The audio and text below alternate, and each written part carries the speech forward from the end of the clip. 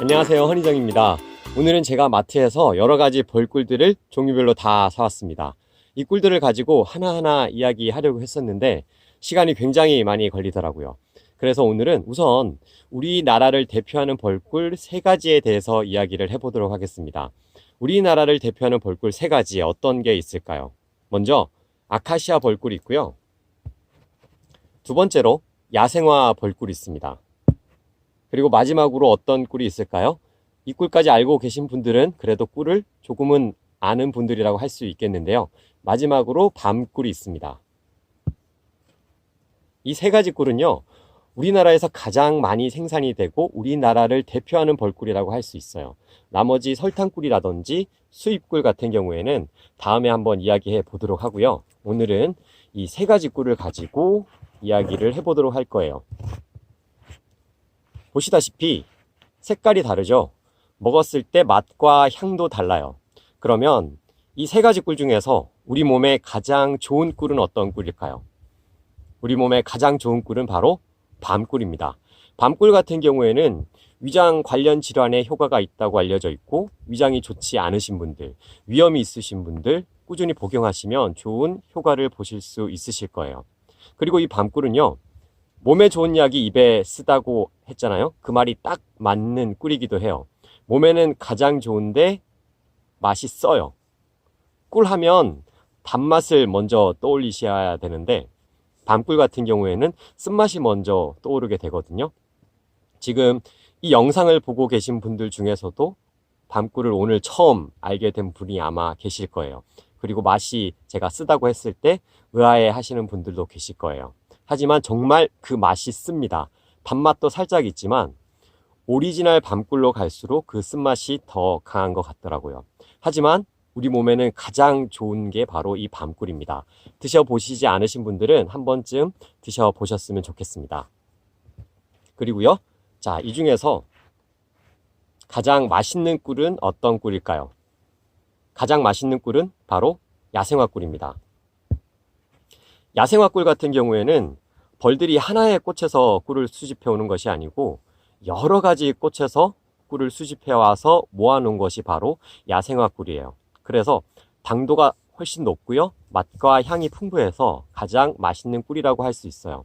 하지만 이 3가지 꿀 중에서 클레임이 가장 많이 걸리는 꿀이기도 해요.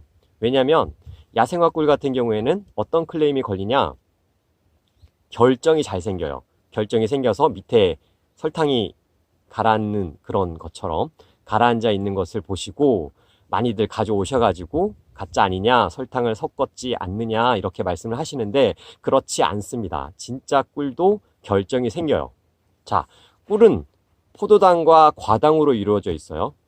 포도당 성분이 많은 꿀은 야생화 꿀인데 이 꿀은 결정이 잘 되고요, 과당 성분이 많은 꿀은 아카시아 꿀, 밤꿀 같은 경우에요. 이런 꿀들은 결정이 잘 되지 않아요. 그렇기 때문에 꿀이 결정이 되는 것을 가지고 우리가 진짜 꿀이다, 가짜 꿀이다, 혹은 설탕을 넣었다, 안 넣었다를 판단할 수는 없습니다. 그나마 우리가 믿을 만한 것이 벌꿀 시험 성적서예요. 저 같은 경우는 야생화 꿀을 생산하지만 판매는 잘 하지 않고 한국양봉농협에다가 납품을 하거든요. 그러면은 이제 양봉농협에서 제 꿀을 검사를 하고 저한테 이제 성적서를 보내줘요. 지금 이게 2020년도 벌꿀 시험 성적서인데요. 여기 보시면 야생화 꿀이라고 돼 있고 무게라든지 기타 여러 가지 분석을 한 것들이 다 있습니다. 탄소비도 있고요. 그리고 여기에 뭐 살충제 성분이 들어갔는지 혹은 항생제 성분이 들어갔는지도 다 검사를 해서 마지막에 이제 판정을 해요. 저 같은 경우에는 그래도 잘 받았는데요. 최고 등급을 받았어요. 야생화 1+ 등급을 받았어요. 이렇게 그나마 우리가 신뢰할 수 있는 것이 이 꿀을 검사한 벌꿀 시험 성적서가 아닐까 생각을 합니다. 다시 한번 정리를 하자면 꿀이 결정이 된다고 잘못된 것이 아니니까 의심하지 않으셔도 된다는 말씀을 드리고 싶어요. 그리고 결정이 됐다고 해서 이거 잘못됐다 그리고 버리는 분들이 계세요.